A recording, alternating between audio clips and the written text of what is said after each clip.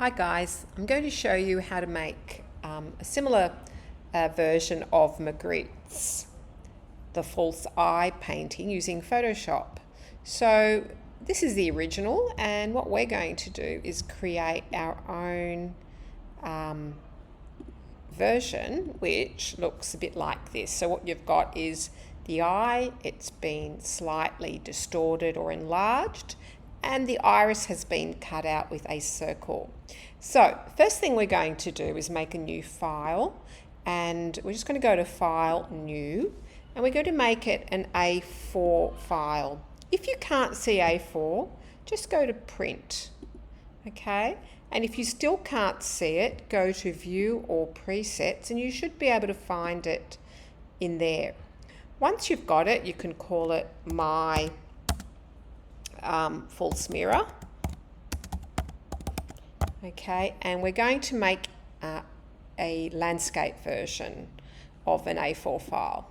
Okay, and then we're going to go on the internet and find a large version of an eye. By large, I mean an eye that has lots of pixels, at least 1,000 pixels. So you're going to look for that, and then you're going to place it on this A4 document. So we're going to go File, Place Embedded.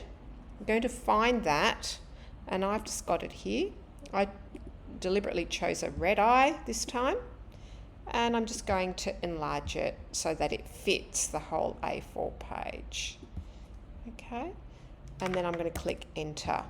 Now, I'm going to do two things. Firstly, I'm going to widen the eye so that I can fit quite a large iris in, and so that I can see the whole circular shape of the iris. I don't want it to be cut off, in other words, by the eyelid.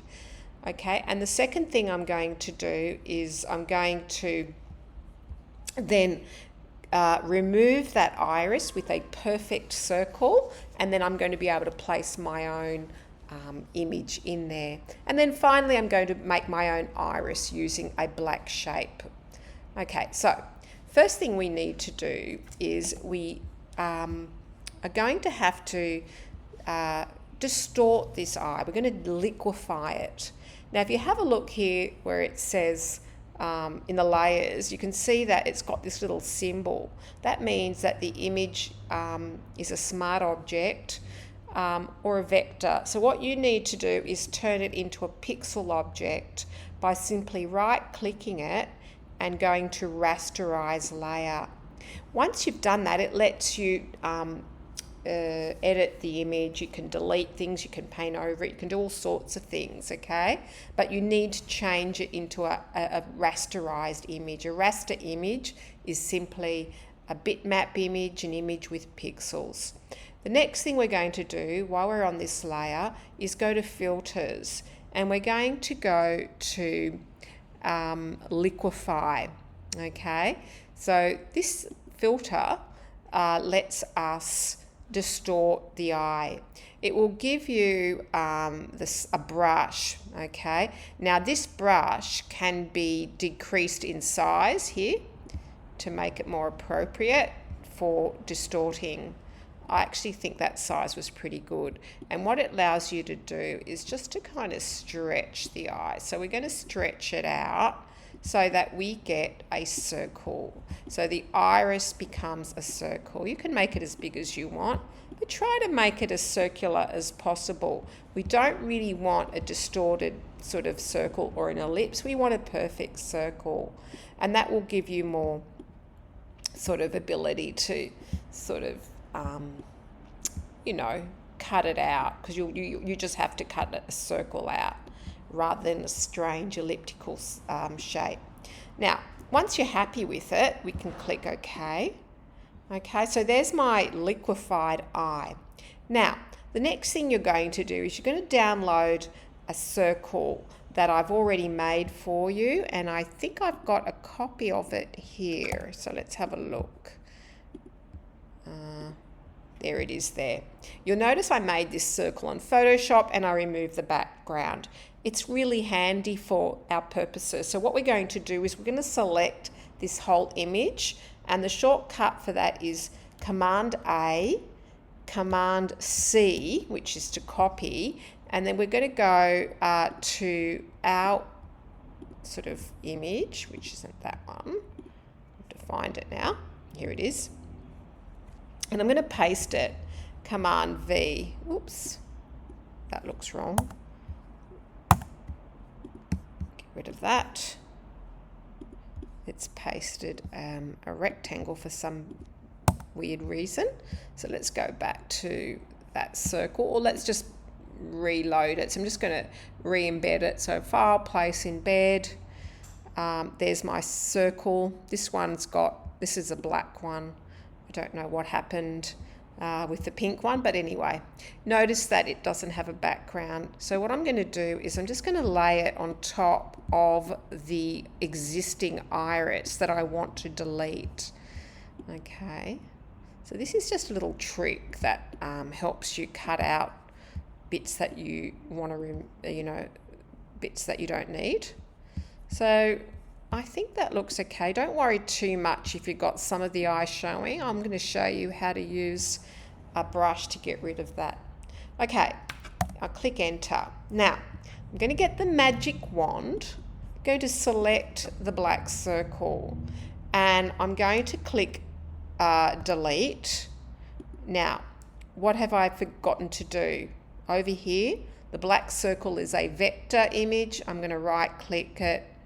Okay, so Command D, I'm going to right click that and rasterize it. Okay, let's do it again. So I've got the circle, I'm going to delete it, and I've still got this bounding box. It's not a box, it's a marching ants, it's a selection, it's a circular selection. And what I'm going to do is I'm going to put that circular selection, which at the moment is up here, on the red eye instead. And then I'm going to print delete, and what it's done is it's deleted that layer. Okay, and now I'm ready to also fix up this bit of the iris that's poking out. So what I'm going to do is I'm going to keep the marching ants. I'm going to keep this selected, but I'm going to select the inverse. So I'm going to go select inverse. Now it's selected the outside. I'm going to get this eyedropper and I'm going to put it on the white, so-called white of the eye. In this case, it's quite pink. I'm just going to select that, and it's going to give me this color. I'm going to grab a brush and I'm just going to carefully paint out the iris. Okay, and what I've done is I've deliberately put the opacity down to about 55%. 50% is fine too, and that just makes a little bit more subtle. So I'll just select that area there. It's a little bit darker there, and I'll just paint out the bits that I don't want. You see how it's, because I've got the selection tool still on, it's not going onto the circle, it's just going on the outside. Okay, that looks pretty good. Actually, I might just do this bit here as well, just up here. Okay. All right, so I'm just kind of gently painting it, and do notice that how the transparency makes it very subtle. You can even make it more transparent if you want. Okay. Now, how do we get rid of those marching ants? Command D. Oops. Command D. And now you'll see I've got a circle there. I've still got a white background. I want to get rid of that white background here. So I'm going to click on the lock and I'm just going to drag that into the bin.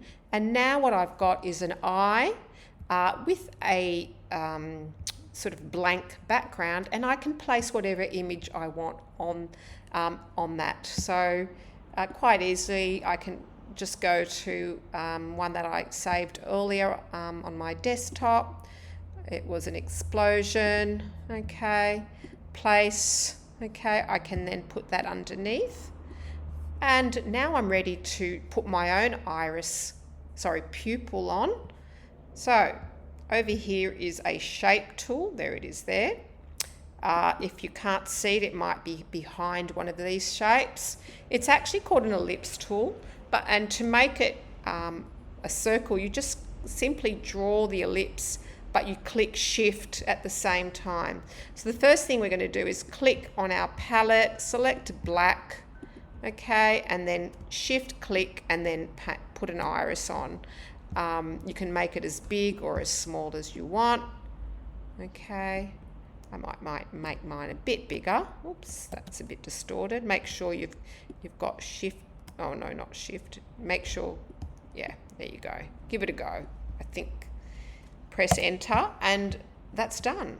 So now I've shown you how to actually prepare the eye by liquefying the eye shape and also by removing the existing iris. Finally, we just save this as a JPEG file, save as on your computer. Okay, if JPEG doesn't come up, just click Save a Copy, and that will allow you to save it as a JPEG, and then you can upload that to Canvas. Okay, so have fun with that and upload your result and be prepared to talk about what it means. Thank you. Bye.